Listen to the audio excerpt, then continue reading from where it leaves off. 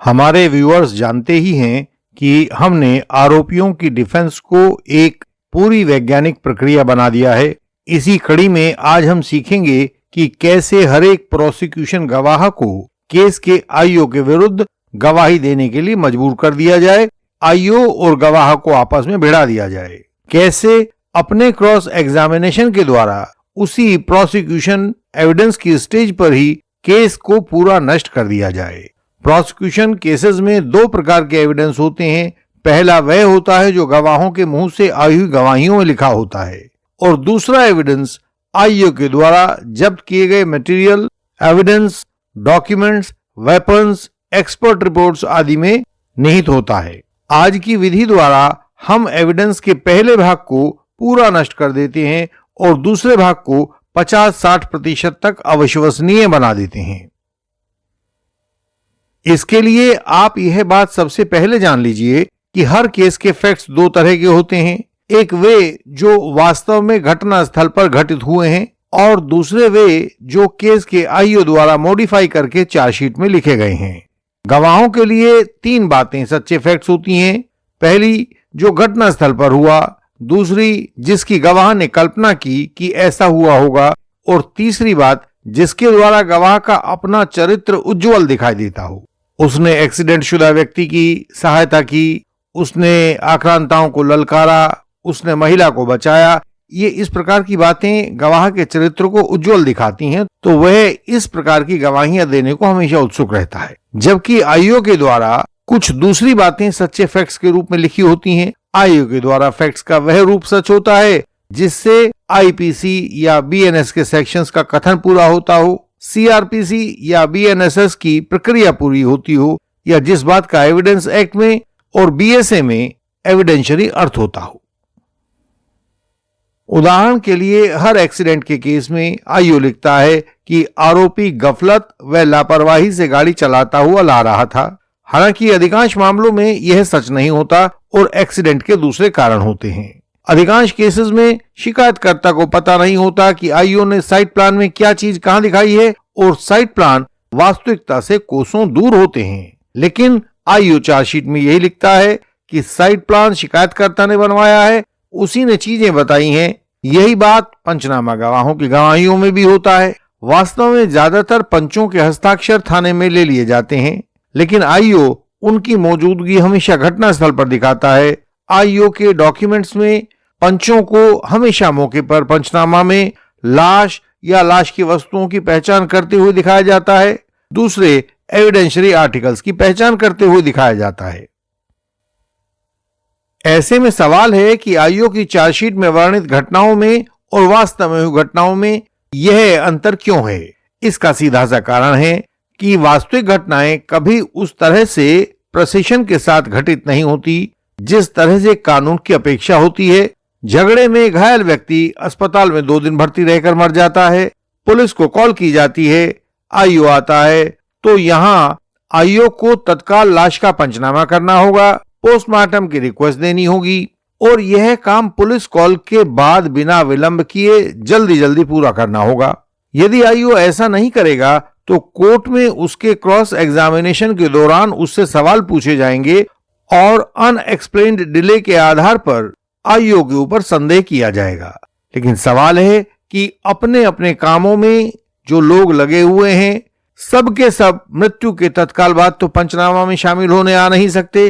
तो आईओ ने इसका समाधान यही निकाला है कि लाश का पंचनामा खुद कर दिया, थाने में कागज तैयार करके जो जो आता गया उसके साइन पंचनामे पर करवाता गया। तो इस तरह से दो सच्चाइयों वाला पंचनामा तैयार हो गया। एक तो वो जो आईओ की चार्जशीट में लगा हुआ है, और दूसरा वो जो वास्तव में हुआ है और जिसके बारे में गवाह को जानकारी है कि उसने इस तरह से पंचनामा पर साइन किए थे। अब सवाल है कि कोर्ट में कौन सा सच चलता है। तो बिल्कुल सीधा सा व स्पष्ट जवाब है कि पुलिस कोर्ट के आंख, नाक और कान होती है। कोर्ट अपराध को उस तरह से जानता है जिस तरह से उसे पुलिस ने बताया होता है या आईओ ने बताया होता है। आईओ के लिखे कागजात कोर्ट के लिए एविडेंस होते हैं।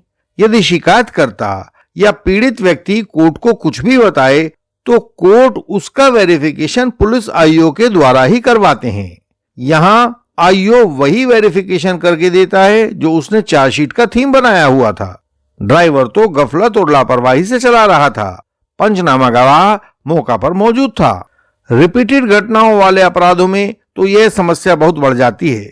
शादी के नाम पर बार बार शारीरिक संबंधों का आरोप है तो 99% केसेस में आईओ लेटेस्ट घटना को तो पूरा इन्वेस्टिगेट करेगा, साइट प्लान बनाएगा, जब्ती करेगा, फोटो खींचेगा, लेकिन जो घटनाएं विगत में हो चुकी हैं उन पर आईओ लगभग मौन रहेगा।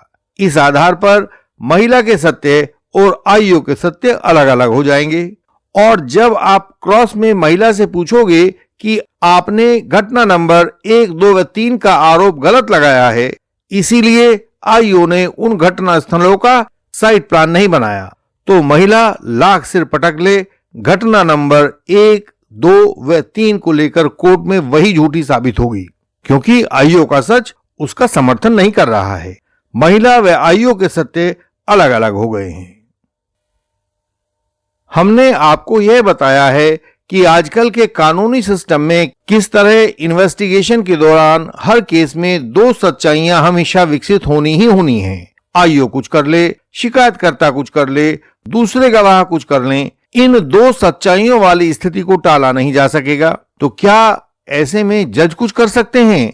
यहाँ यह समझना होगा कि जज भी हमारे यहाँ दो प्रकार के होते हैं। एक वे जज जो सुप्रीम कोर्ट और हाई कोर्ट में होते हैं और दूसरे वे जज जो ट्रायल कोर्ट में होते हैं। भारत में जजों का प्रमोशन कुछ इस तरह से होता है कि ट्रायल कोर्ट के जज सुप्रीम कोर्ट में कभी भी नहीं जा पाते हैं और कानून का अंतिम रूप सुप्रीम कोर्ट के द्वारा ही तय किया जाता है।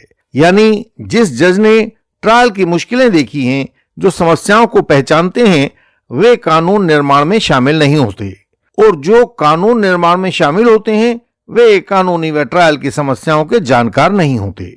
भारत में निकट भविष्य में तो यह व्यवस्था बदलती हुई दिखाई नहीं पड़ती, इसलिए दो सच्चाई वाले केस अगले 20, 30, 50 साल तक तो बने ही रहने वाले हैं।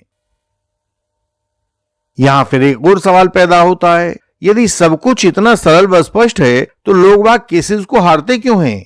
बहुत सारे आरोपी और बहुत सारे एडवोकेट्स दिन रात हाड़ तोड़ मेहनत करते हैं, लेकिन फिर भी आखिर में केस हार जाते हैं। तो यह समझ लेना चाहिए कि वकालत का काम और सड़क बनाने का काम अलग अलग होता है। सड़क बनाने में मेहनत लगती है, जितनी मेहनत की जाएगी उतनी ही ज्यादा सड़क तैयार हो जाएगी, लेकिन वकालत में मेहनत की अपेक्षा युक्ति से सोचना, चार्जशीट का कमजोर पॉइंट ढूंढना, कमजोर पॉइंट पर निर्णायक प्रहार करना, ये सब शामिल होते हैं। एक छोटे से उदाहरण से समझते हैं। 498A आईपीसी वाले केसेस में हर उत्पीड़न व दहेज की मांग ससुराल में ही की गई बताई जाती है, लेकिन उसके बावजूद पत्नी के माता पिता के 8-10 पेजेस लंबे क्रॉस कोर्ट फाइलों में देखने में आमतौर से मिलते हैं। पत्नी के माता पिता घटनाओं के समय पत्नी के ससुराल में नहीं थे, तो उन माता पिता ने कुछ देखा सुना भी नहीं होगा। वे लोग हियर से विटनेस होते हैं, जो पत्नी ने बताया उन्होंने आकर गवाही दे दी। उनसे केवल एक सवाल पूछना काफी होता है, आपने कोई आरोपित घटना अपनी आंखों से तो देखी नहीं है ना, कानों से सुनी भी नहीं है ना? और वे इतने सवाल से बिल्कुल यूजलेस गवाह बन जाते हैं, लेकिन फिर भी लोग बाग मेहनत करते हैं और उनके 15-15, 20-20 पेजेस लंबे क्रॉस तैयार कर देते हैं। ऐसी मेहनत से बचें। तो फिर एक डिफेंस काउंसिल के रूप में आपके पास क्या विकल्प होते हैं? यह बहुत सीधा सवाल है, तो जवाब भी बहुत छोटा व सरल होना चाहिए, और इसका जवाब है कि एकमात्र विकल्प है स्मार्टनेस सीखना। 3 साल पहले हमारे पास एक केस आया था कि आईओ का क्रॉस कर दीजिए। चोरी का केस था। हमने केस फाइल को पढ़ा और बताया कि इसमें चोरी के माल की शिकायत, बरामदगी, सभी कुछ रिकॉर्ड पर लगा हुआ है, लेकिन कहीं भी चोरी के माल के विवरण के साथ माल की ओनरशिप का एविडेंस नहीं लगा है। यानी ऐसा कोई सबूत रिकॉर्ड के ऊपर मौजूद नहीं है जिससे यह बात पता लगे कि यह किसका माल था। यानी पूरी चार्जशीट के 25-30 गवाहों में से कोई ऐसा गवाह नहीं था जिसने कहा हो कि यह मेरा माल है। तो हमने उससे कहा कि आईओ को इसी आधार पर क्रॉस किया जाए कि आपने मेरे माल को मेरे ही खिलाफ चोरी का माल बनाकर पेश कर दिया है। और वह क्लाइंट हमारे पास से भाग गया। उसे लगा इतने गवाहों वाले केस को जिसको अब तक पूरा होने में उसको 10-15 साल लग गए हैं, इतनी छोटी सी बात से कैसे तोड़ा जा सकता है? और हुआ क्या कि 6 महीने पहले वह दोबारा हमारे पास आया और अब हमें उसकी अपील में एक एडिशनल एफिडेविट लगवाना पड़ रहा है, जिसमें वही माल के मालिक के ना होने की बात लिखकर अपीलेट कोर्ट को बतानी पड़ेगी। यह बात समझ लेनी चाहिए कि भारत की न्याय व्यवस्था हफ्ता बाजार के जैसी नहीं है, जहां सामान की ढेरियां लगी पड़ी हों और संबंधित लोग चिल्ला रहे हों कि न्याय ले लो, न्याय ले लो। ऐसा बिल्कुल नहीं है, बल्कि स्थिति इससे ठीक ठीक उल्टी है।